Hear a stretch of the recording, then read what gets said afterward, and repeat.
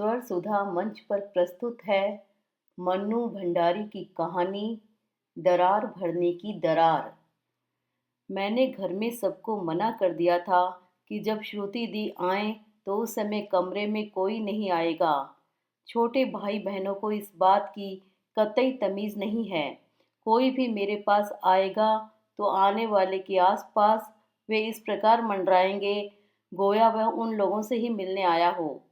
फिर खिड़की दरवाजों के मोटे मोटे पर्दे खींच दिए, जिससे कमरे में ठंडक और नीम अंधेरा सा हो गया। इस माहौल में वे अधिक आश्वस्त होकर अपनी निजी बात कह सकेंगी। दोपहर में जब से उनका फ़ोन आया है, मैं एक अजीब सी मानसिक उलझन में हूँ। अक्सर हंसती खिलखिलाती रहने वाली श्रुति दी के भर्राए और रूंधे से स्वर ने मुझे बहुत परेशान कर दिया है। साथ ही उनकी इस बात से नंदी या तेरे सिवाय मेरा है ही कौन जिसे मैं अपनी बात कह सकूं, जिसके साथ अपने को शेयर कर सकूं। मेरे मन में गर्व भरी तृप्ति की भावना भी तैर गई। वे उम्र में मुझसे बड़ी हैं, करीब 7-8 साल, और एक नामी चित्रकार हैं। उनके चित्रों की कई प्रदर्शनियां हो चुकी हैं, अखबारों में उन पर रिव्यू आ चुके हैं। कलाकारों के बीच उनका सम्मान है। उनके मिलने जुलने वालों की भी कोई कमी नहीं, बल्कि वे उन सबसे कभी कभी बहुत परेशान तक होती हैं। इस सब के बावजूद केवल मैं उन्हें ऐसी लगी कि वे अपना निहायत निजी दुख मेरे साथ शेयर करें, मुझे विश्वास में लेकर आगे होकर अपनी बात बताने आए। एकाएक मैं अपने को बहुत बड़ा बड़ा और जिम्मेदार सा महसूस करने लगी। कौन सा दुख पड़ा है श्रुति दी पर? आर्थिक कष्ट? अगर यही बात है तब तो कोई चिंता नहीं। मैंने जल्दी से अपनी पासबुक देखी, 4,000 से कुछ ज़्यादा ही थे। ज़रूरत पड़ने पर मैं पाई पाई निकाल कर दे दूंगी। इससे भी काम नहीं चला तो मैं माँ से मांग लूंगी। घर में अपने रोग के बारे में पूरी तरह आश्वस्त हूँ, पर नहीं, बात पैसे की नहीं होगी। विभुदास स्वयं अच्छी पोस्ट पर हैं, वे खुद भी कमाती हैं। फिर पैसे के लिए इतने परेशान होने वाले जीवों में से वे हैं भी नहीं। इस स्तर पर निहायत फक्कड़ और मोजी, जहाँ स्टाफ में और सब साड़ी और जेवरों का रोब पटक पटक कर ढेर किए देती हैं, वहाँ वे बिना संकोच के कुछ भी पहनकर आ जाती हैं। हम तो गाजर मूली को ही फल समझकर खा लेते हैं। निहायत स्नॉब लोगों के बीच भी ऐसी घोषणाएं करते उन्हें कभी झिझक नहीं हुई। तब कलकत्ता उन्हें बिल्कुल रास नहीं आया। 2 साल से ऊपर ही हो गए, पर वे इस बात से वे अभी भी जब तब दुखी होती रहती हैं कि वे कहाँ आ फंसी। कितनी ही बार उन्होंने कहा, नंदी, मन होता है कि बोरिया बिस्तर बांध कर वापस लौट जाऊं। यह भी कोई शहर है टुच्चे लोगों का, सब स्वार्थी और तिकड़मी। और उनकी आंखों में गहरे अवसाद की छाया तैर जाती। तब मुझे हमेशा लगता है कि यह गम न छोड़े हुए आत्मीय लोगों का है, न यहाँ के टुच्चे लोगों का, जैसे उसकी जड़ें कहीं और हैं। पर कभी उन जड़ों तक पहुँचने का साहस नहीं हुआ। सारी मित्रता के बावजूद उम्र के अंतर की एक दीवार सी हमेशा ही मैंने महसूस की है। आज वे स्वयं उस दीवार को तोड़कर अपना अंतरंग मेरे सामने उंडेलने आ रही हैं। जैसे भी हो, मुझे अपने को इस लायक बनाना ही है कि मैं उनके दुख को समझ और बांट सकूं। समय से कोई 20 मिनट पहले ही वे अचानक कमरे का पर्दा उठाकर कमरे में दाखिल हो गई। पढ़ने में मन नहीं लगा तो किताब को यूं ही छाती पर टिकाकर मैंने आंखें मूंद ली थी। उनकी आवाज़ से ही मेरी आंख खुली। मैं हड़बड़ाकर उठी, मन ही मन अपने को कोसा, वे क्या सोचेंगी कि उनके ऐसे संकट की बात जानने के बाद भी मैं मस्त पड़ी सो रही थी। जिसे कोई बात छूती ही नहीं, उसे कैसे कोई अपना दुख बताएगा। चेहरे पर अनायास ही उभर आए अपराध भाव को पीछे ठेलते हुए मैंने एकाएक बड़ों की तरह उनकी पीठ पर हाथ रखकर उन्हें दीवान पर बैठाया। पर फिर मुझे खुद अपना व्यवहार ओवर एक्टिंग की तरह बनावटी लगा। अतिरिक्त सहानुभूति में नकलीपन की बू आ जाती है। फिर अभी तो पूरी बात भी नहीं मालूम, मैंने जल्दी से अपना हाथ हटा लिया। श्रुति दी क्रीम रंग की साड़ी पहनकर आई थी, जिससे उनका चेहरा और भी पीला पीला लग रहा था। कमरे के अंधेरे ने भी उनके चेहरे की उदासी को और घना कर दिया था। मैंने आज तक कभी उन्हें इतना उदास और बेजान नहीं देखा था। जैसे बहुत घुलने के कारण कपड़े का रंग बदरंग हो जाता है, वैसे ही शायद बहुत रोने के कारण उनकी आंखें बड़ी बुझी बुझी और फीकी फीकी लग रही थी। मैं एकटक उनके चेहरे की ओर देखने लगी। धीरे से पूछा, क्या बात हो गई श्रुति दी? वे जमीन पर नजर गड़ाए रही। लगा जैसे बात करने के लिए शब्द टटोल रही हैं। फिर एकाएक मेरी ओर देखकर बोली, समझ में नहीं आता क्या बताऊं। फोन करने के बाद बड़ी देर तक पछताती रही कि बेकार ही तुझे परेशान किया। यूं भी इस सब में तू कर ही क्या सकेगी? कोई भी क्या कर सकता है?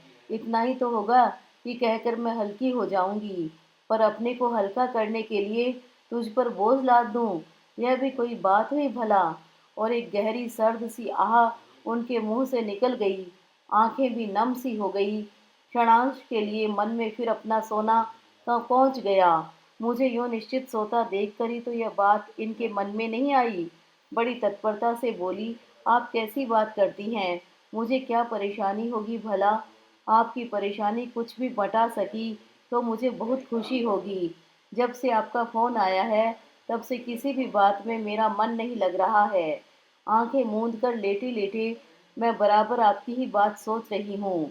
मेरी इस बात पर विश्वास हो जाएगा इन्हें? आखिर बात क्या हुई? आप परेशान क्यों हैं?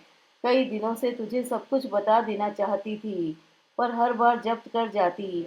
लेकिन अब अकेले अकेले मुझसे भी सब सहा नहीं जाता। फिर अब तो तुझसे यूं भी कुछ मदद लेनी होगी। मेरा साथ दोगी न? और बड़ी बेबस सी होकर उन्होंने मेरा हाथ पकड़ लिया। कोरों में जमे हुए आंसू गालों पर लुढ़क आए। उनके आंसुओं ने मुझे भीतर तक बेध दिया। उनकी बेबसी ने मुझे एकाएक बड़ा बना दिया। बड़े स्नेह से उनके हाथों को सहलाते हुए मैंने कहा, आप इतनी समझदार होकर ऐसे परेशान हो रही हैं, आखिर बात तो बताइए। कुछ न कुछ रास्ता तो निकलेगा ही। यूं रो रो कर तो आप अपनी सेहत ही बिगाड़ लेंगी। 2 दिन में ही शक्ल कैसी बना ली है। मुझे खुद ही लगा कि बहुत ही घिसी पिटी बात मैंने कही है। फिर भी कहने के बुजुर्गाना अंदाज पर मुझे भीतर ही भीतर बड़ा संतोष हुआ। मैं खुद अपने को काफी मैच्योर समझने लगी। नंदी, लगता है अब कोई निर्णय मुझे लेना ही पड़ेगा। बल्कि यूं कहूं कि मैंने ले लिया है। स्थिति को जबरदस्ती खींचने से कोई सार नहीं। वे बात को खींच खींच कर कह रही थी, और चाहे उन्होंने संबोधित मुझे ही किया हो, पर मुझे लग रहा था जैसे वे अपने किसी लिए हुए निर्णय को बार बार दोहराकर उसकी दृढ़ता को तोल रही हैं। पर कैसा निर्णय? किस स्थिति को खींचने की बात आप कह रही हैं? एकाएक सीधी नजरों से उन्होंने मुझे देखा, कुछ इस भाव से जैसे मेरी इस अबोधता पर उन्हें विश्वास नहीं हो रहा हो। मेरे यहाँ 2 साल से तू बराबर आ जा रही है, क्या कभी भी तुझे किसी बात का संदेह नहीं हुआ? मेरे और विभू के संबंध क्या कभी तुझे अबनॉर्मल नहीं लगे? उनकी नजरें अभी भी मुझ पर टिकी थी। मेरे चेहरे पर फैले विस्मय में ही मेरा नकारात्मक उत्तर लिखा था। ख्याल आया, जरूर मुझे बच्ची और निहायत मूर्ख समझ रही होंगी। हो सकता है अब वे अपनी कोई बात ही न बताएं। जिसकी दृष्टि ही इतनी सतही हो, उसे अपना हमराज बनाकर होगा ही क्या? अनायासी मन में एक हल्की सी निराशा छाने लगी। पर शायद वे इस तरह सोच ही नहीं रही थी। सोचती हूँ अब अपने लिए एक अलग घर की व्यवस्था कर ही लूँ। 2 कमरे का एक ठीक ठाक सा मकान मिल जाए तो काम चल जाएगा।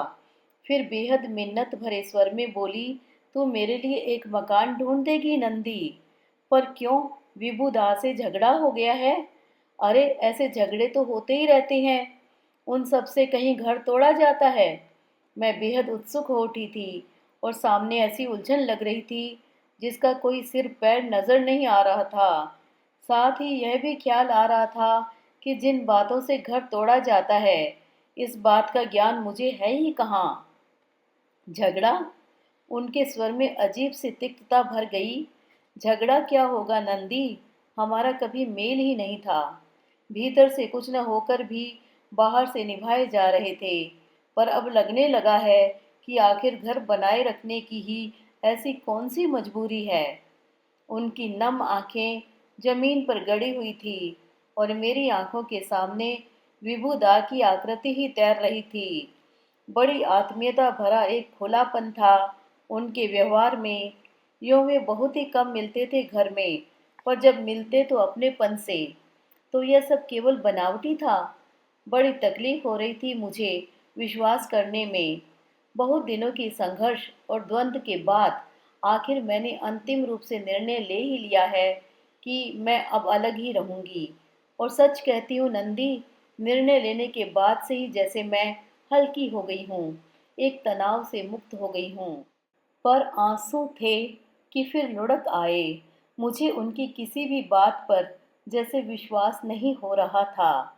यह सब आप क्या कह रही हैं श्रुति दी? इतना बड़ा कारण भी तो होना चाहिए। आप अलग रह सकेंगी? विभुदा राजी होंगे इसके लिए? नहीं होंगे तो हो जाएंगे, पर इस बार मैं मकान तय करके ही उनसे बात करूंगी। बस तू मुझे मकान ढूंढवा दे। मकान के लिए यहाँ जैसी भागदौड़ करनी होती है वह मुझसे नहीं होगी। नंदी, अब तो मैं बहुत बहुत थक गई हूँ। और सचमुच ही वे निढाल सी होकर गोल तकिए के सहारे लेट गई और दोनों हाथ आंखों पर रख लिए। जाने कैसी कैसी ममता उमड़ आई उन पर। मैं उनके पास सरक कर बहुत धीरे धीरे उनके बाल सहलाने लगी। श्रुति दी की जिंदगी के इतने बड़े निर्णय की गवाह मैं हूँ। नई जिंदगी की शुरुआत करने का भार मुझ पर है। बच्चों की तरह निर्भर कर रही हैं ये मुझ पर। कितना विश्वास है इनको। मुझे अपने को इस विश्वास के लायक बनाना ही होगा। घर में तो यह हाल है कि एक गिलास पानी भी कोई पिलाए तो प्यास मिटे। एकाएक ख्याल आया इनके पीने के लिए कुछ ठंडा मंगवाऊं। संयोग से मैं उठती, उसके पहले ही पर्दे के पीछे से छोटी बहन ने आवाज दी, दीदी यह ले लीजिए। आवाज के साथ ही श्रुति दी उठकर बैठ गई। आप लेटी रहिए, यहाँ कोई नहीं आएगा। मैंने पहले ही सबको मना कर रखा है। अब तो कम से कम श्रुति दी समझ ही लेंगी कि बिना जाने ही उनकी बात को मैंने पूरी गंभीरता से लिया है। उन्हें तसल्ली हो जानी चाहिए कि उन्होंने किसी गलत व्यक्ति को अपना विश्वास नहीं दिया है। मैंने बीच की टेबल पर ट्रे रखी। एक प्लेट में कटा हुआ तरबूज था और दो गिलासों में स्क्वैश। चलो ये लोग कभी कभी तो अक्ल से काम कर लेती हैं। मैं कुछ नहीं लूंगी। मेरी जरा भी इच्छा नहीं हो रही है, पर मैंने जबरदस्ती करके उन्हें खाने पर मजबूर किया, ठीक वैसे ही जैसे कभी कभी नाराज होने पर माँ मुझे करती हैं। मैंने सोच लिया था कि नहीं खाएंगी तो डांट लगाऊंगी। खाना पीना छोड़ने से कहीं समस्याएं पीछा छोड़ती हैं, पर उन्होंने एक दो बार कहने से ही खा लिया। खा पीकर वे थोड़ी स्वस्थ लगी तो पहली बार ख्याल आया कि शायद उन्होंने सवेरे से ही कुछ नहीं खाया है। मन हुआ इसी पर डांट दूं। मेरा हौसला धीरे धीरे बढ़ रहा था और दोनों के बीच आज तक लिहाज की जो दूरी रही थी वह अपने आप सिमट रही थी। पर फिर चुप ही रही। अभी तो बहुत मौके आएंगे। वे फिर शुरू से अपने और विभुदा के बारे में बताने लगी। वे कुछ इस ढंग से बता रही थी मानो एक बार अपना अतीत दोहराकर अपने निर्णय को जस्टिफाई कर रही हों। पता नहीं मेरे सामने या अपने खुद के सामने। उनकी आवाज में कटुता घुलती जा रही थी और आंखों में अवसाद भरा आक्रोश। और मेरे सामने उनकी जिंदगी के वे पहलू खुलते रहे जिनका अनुमान भी मैं 2 साल तक उनके साथ रहकर नहीं लगा सकी थी।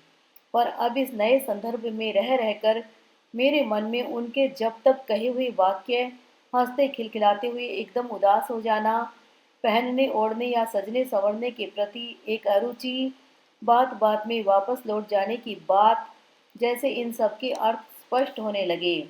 एक बार उनके बहुत हंसने पर मैंने टोका था तो हंसते हुए जवाब दिया था, जानती है नंदी, वही आदमी बहुत हंसता है जिसके भीतर गहरे घाव होते हैं। तब भी मुझे कभी ख्याल नहीं आया। सचमुच मैं तो महामूर्ख हूँ, निहायत ही बच्ची। तभी तो इतने सारे संकेतों से भी कभी असली बात का अनुमान तक नहीं लगा सकी। साथ ही मन की भीतरी परतों पर कहीं हल्का सा संतोष भी कौंधा। जिन श्रुति दी को हमेशा अपने से बड़ा और श्रेष्ठ समझती आ रही हूँ, वे भीतर से कहीं इतनी दयनीय, इतनी पराजित हैं। इनकी असली स्थिति तो केवल दया के लायक है। पर तभी मन की इस टुच्ची बात को मैंने भीतर ही भीतर दबोच लिया। सारी बात सुनाकर जैसे अपने निर्णय पर मेरा समर्थन पाने के लिए उन्होंने पूछा, अब तू ही बता नंदी, इन सब के बाद मैंने यह निर्णय लिया तो क्या गलत किया? मन में पहला उत्तर तो यही उभरा, गलत। आप इतने दिन रह भी ली, मैं होती तो कभी की अलग हो गई होती। पर इस बचकाने और अदूरदर्शितापूर्ण उत्तर को पीछे ठेल कर बड़े सधे हुए स्वर में मैंने कहा, गलत सही की बात तो मैं नहीं कहूँगी श्रुति दी, पर फिर भी इतना जरूर कहूँगी कि इस स्थिति में भी घर तोड़ना न इतना आसान है न उचित। निर्णय लेना आसान है, पर उसे अमल में लाना बहुत मुश्किल होगा। मुझे खुद अपनी बात बड़ी संतुलित और विवेकपूर्ण लगी। स्थिति में भीतर तक इन्वॉल्व हो पाने का नया आत्मविश्वास जागा। उसी से भरी भरी मैं बोली, आप कुछ दिन सब्र करें, थोड़ा धीरज रखें। मैं एक बार विभुदा से बात करूंगी, उसके बाद ही आप कुछ करेंगी। उन्होंने मेरी ओर इस तरह देखा मानो विश्वास नहीं हो रहा। फिर एक लंबी सांस छोड़कर बड़े हताश से स्वर में बोली, क्या होगा बात करके? तुझे ये निर्णय आज का लग रहा है, पर जानती नहीं इसके पीछे कितने अनखाए दिन और अनसोई रातें हैं। बहसों के लंबे लंबे दौर हैं। जब कहीं भी कुछ बाकी नहीं रहा, तभी तो यह निर्णय लिया। फिर उनका स्वर फिर कहीं गहरे में डूब गया। एकाएक वे फूट कर रो उठी। उनका रोना मुझे भीतर तक मत गया। मैंने उनका सिर अपनी गोद में लिया और दुलार से उनके बाल सहलाने लगी। मैं चुप करा रही थी, पर खुद मुझे रोना आ रहा था। 8 बजे के करीब मैंने उनसे खाने के लिए जिद की, पर इस बार वे नहीं मानी। तब टैक्सी करके मैं खुद उन्हें घर तक छोड़ने गई। वे मना करती रहीं, पर मैंने भीतर ही भीतर जैसे तय कर लिया था कि जब तक स्थिति संभलती नहीं, उनकी हर बात का भार मुझ पर ही रहेगा। खाने के बाद रोज की तरह भाई बहन ताश खेलने के लिए बुलाने लगे। मना करने पर जिद करने लगे तो मुझे गुस्सा आ गया। इन्हें क्या कभी समझ नहीं आएगी?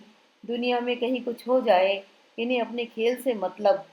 पर फिर दया आई, बेचारे बच्चे हैं, ये बात की गंभीरता को कैसे समझ सकते हैं। रात में सोई तो लगा, पता नहीं मुझे सब कुछ बताकर श्रुति दी हल्की हुई या नहीं, पर मैं सचमुच बहुत बोझिल हो उठी। कितनी बड़ी जिम्मेदारी है मुझ पर। विभुदा से 6 बजे गरियाहाट क्वालिटी में मिलने की बात हुई। उन्होंने कहा, यदि वहाँ भीड़ होगी तो लेक्स चलेंगे। वे स्वयं बात करने को उत्सुक लगे। आगे होकर विभुदा को बात करने का आमंत्रण तो दे दिया है, पर अब बात क्या करूंगी? कहीं उन्होंने यही कहकर झिड़क दिया कि यह हमारा निहायत ही निजी मामला है, तुम बीच में पड़ने वाली कौन होती हो? तब पर नहीं, इतने रूढ़ वे हैं नहीं। सारे दिन मैं मन ही मन तर्क गढ़ती रही।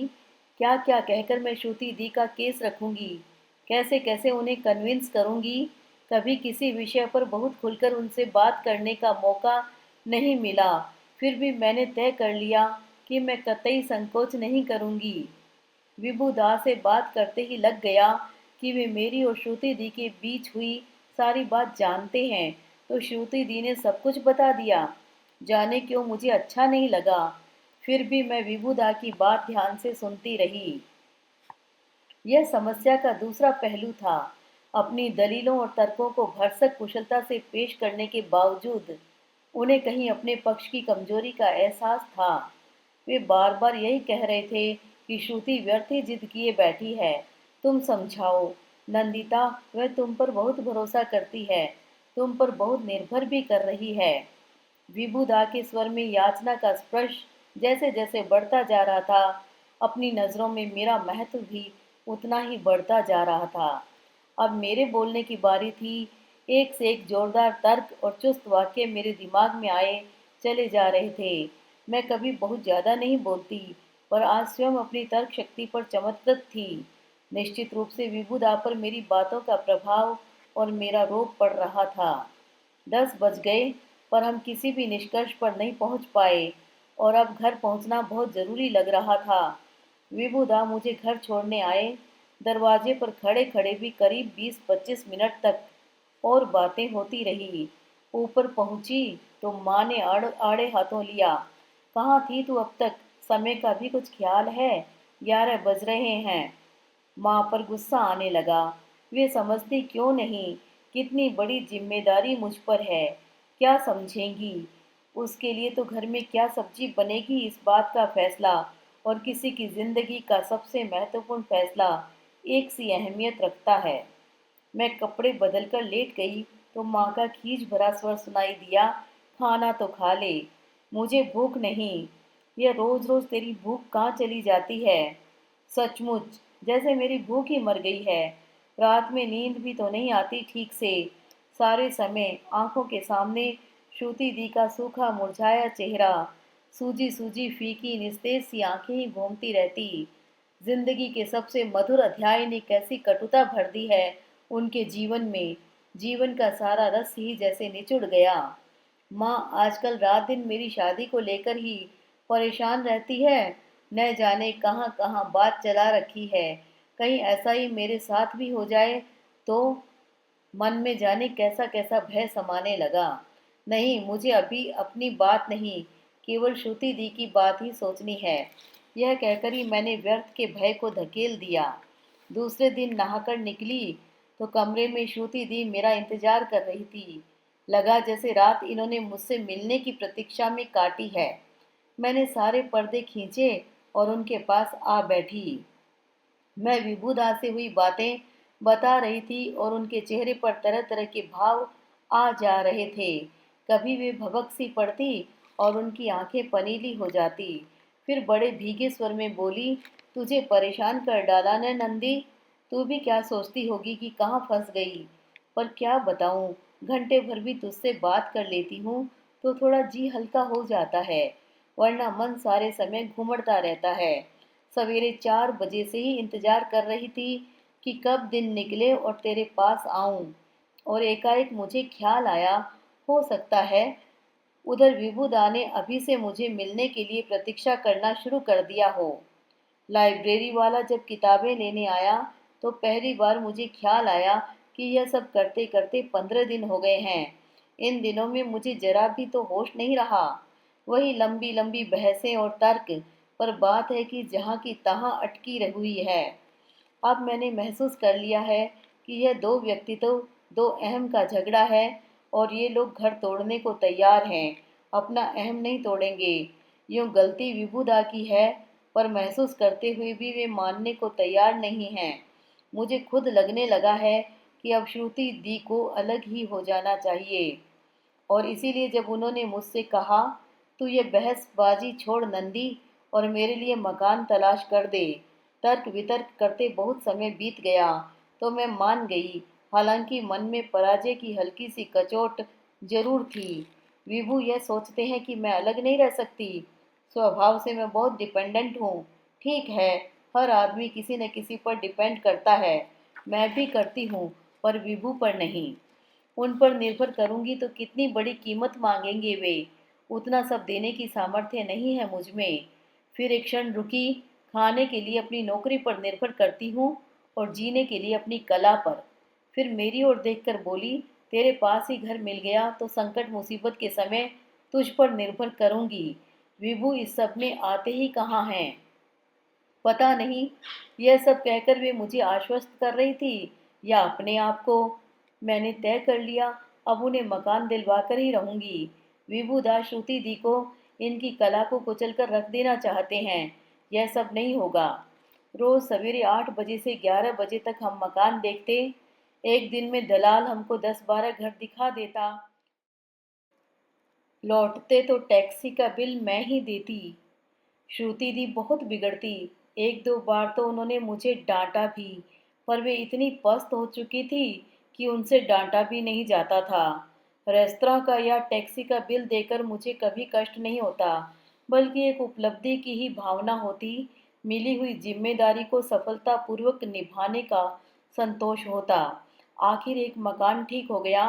घर लौटे तो श्रुति दी दीवान पर निर्जीव सी लेट गई, जैसे किसी तरह एक लंबी यंत्रणापूर्ण यात्रा के छोर तक पहुंची हैं। एक थकान और अवसाद भरी निश्चिंतता। बहुत कहने पर भी उस दिन उन्होंने कुछ खाया पिया नहीं। चलते समय बोली, बस नंदी, अब शाम को तू ही मकान मालिक के पास जाकर किराया दे देना। कुछ कम कर दे तो बहुत अच्छा, वरना यही सही, अब मुझसे तो कुछ भी नहीं होगा। और भरसक अपने आंसुओं को पीती सी चली गई। शाम को दलाल ने बताया कि मकान मालिक बम्बई गया है और 2-3 दिन बाद लौटेगा, तभी बात होगी। श्रुति दी को सूचना दी तो बड़े थके से स्वर में बोली, ठीक है नंदी, जब हो जाए तो मुझे बता देना। मैंने तो सब कुछ तेरे हाथों में छोड़ दिया है। पता नहीं श्रुति दी ने ये 2 दिन कैसे काटे, पर मुझे सचमुच समय गुजारना भारी पड़ गया।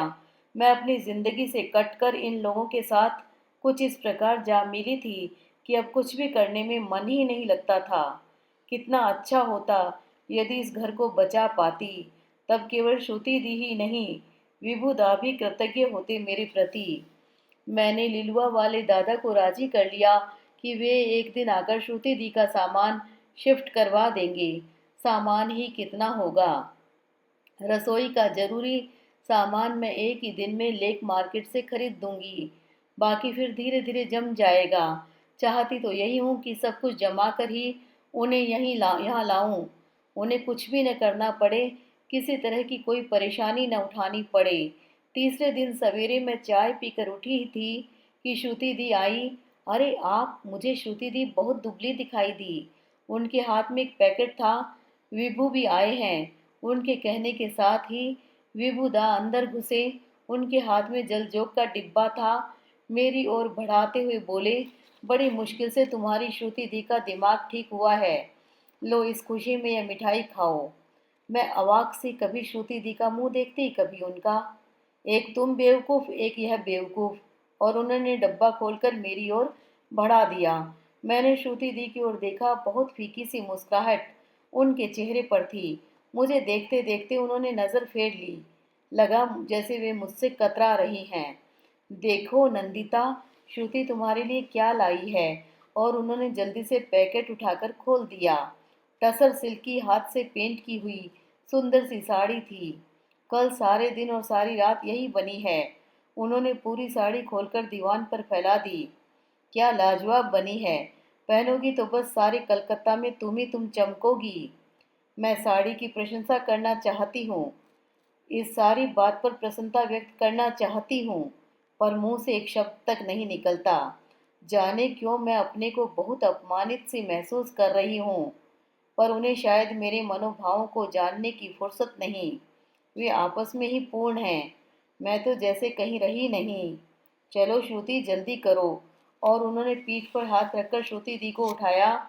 यह सारी अदा ही मुझे निहायत चीप और छिछोरी लग रही है। अपने सारे खुलेपन के बावजूद विभुदा मुझे नम्री, चालाक और घाघ लग रहे हैं। मेरा मन वितृष्णा से भर उठा। इनके दिमाग की गर्मी शांत करने के लिए इन्हें आज दीघा ले जा रहा हूँ। लौट कर मिलेंगे, हाँ। बड़ी मुश्किल से मेरे मुंह से निकला, चलिए अच्छा हुआ। विभुदा की विजेता की तरह श्रुति दी को